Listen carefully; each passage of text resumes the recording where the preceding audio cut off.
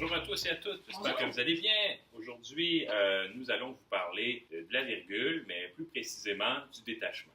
On a déjà vu par le passé le phénomène de juxtaposition ainsi que celui de coordination, mais aujourd'hui, on va d'abord et avant tout se pencher sur le détachement, mais quelque chose de plus particulier. Bien sûr. Alors évidemment, notre intention, c'est reconnaître les différentes façons de détacher par la virgule. N'oubliez pas que vous avez la possibilité de faire pause ou de reculer si vous avez manqué quelques petits détails, parce qu'on va passer quand même assez rapidement sur certains éléments. Alors, comme je le disais, la virgule peut servir à détacher certains mots ou groupes de mots. Celui que vous avez sans doute en mémoire, qui vous revient le plus rapidement, c'est lorsque la virgule détache un complément de phrase. Qu'il soit placé en début de phrase, entre le sujet et le prédicat, ou qu'il soit à l'intérieur du prédicat, entre le verbe et son complément. Une erreur fatale qu'il ne faut absolument pas produire, c'est de mettre une virgule entre le sujet et le prédicat. Une seule virgule, ça ne peut pas fonctionner. Cependant, lorsqu'on met des virgules entre le sujet et le prédicat, lorsqu'on met le complément de phrase, il va toujours falloir mettre deux virgules. La deuxième façon de détacher par la virgule, ça va être évidemment lorsqu'il détache le complément du nom ou le complément du pronom. Donc, on va l'appeler le complément du nom ou du pronom détaché. Alors, par exemple, on peut retrouver en premier lieu après le nom. Encore une fois ici, n'oubliez pas d'encadrer le complément du nom pour ne pas évidemment séparer le sujet de son prédicat. Ça, c'est bien important. Ensuite, on va trouver notre fameux CN détaché en début de phrase, donc avant le nom. On peut retrouver également le CN détaché en fin de phrase. Et évidemment, si le complément du nom le permet, il peut être loin du GN. Finalement, vous l'avez vu l'année dernière avec le conte merveilleux ou fantastique, le texte narratif nécessite parfois un détachement de ce qu'on appelle une phrase incise, qui sert à indiquer qui parle et la manière dont cette personne-là s'exprime. Alors, on a vu les différentes manières que vous connaissiez déjà de pouvoir détacher les groupes de mots par une virgule.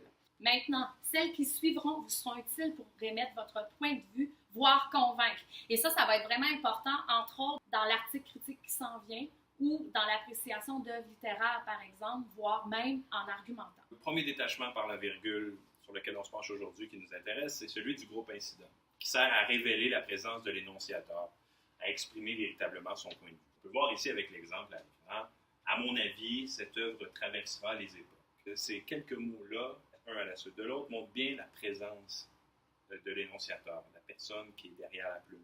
On sait qu'on va avoir accès à son point de vue, à son opinion. On sait sans doute qu'il va tenter de nous convaincre. Bien entendu, il n'y a pas seulement que, à mon avis, qui peut être employé pour marquer notre présence comme énonciateur, comme groupe incident.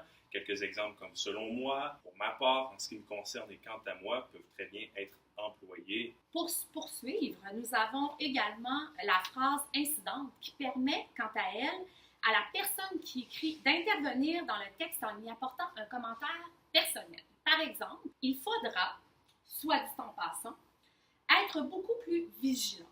Également, on pourrait avoir cet autre exemple. Le devoir de français, paraît-il, sera vraiment palpitant.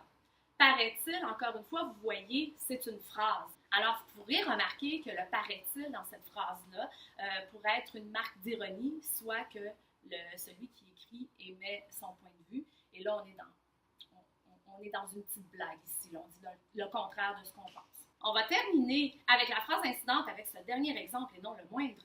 Benedict Cumberbatch. Cumberbatch, tous en conviennent, est un excellent acteur.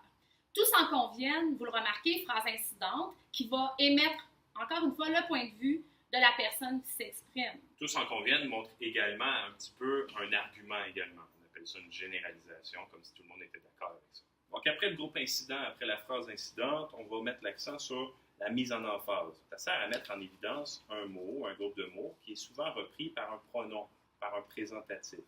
C'est, ce sont, c'était, cela, ça.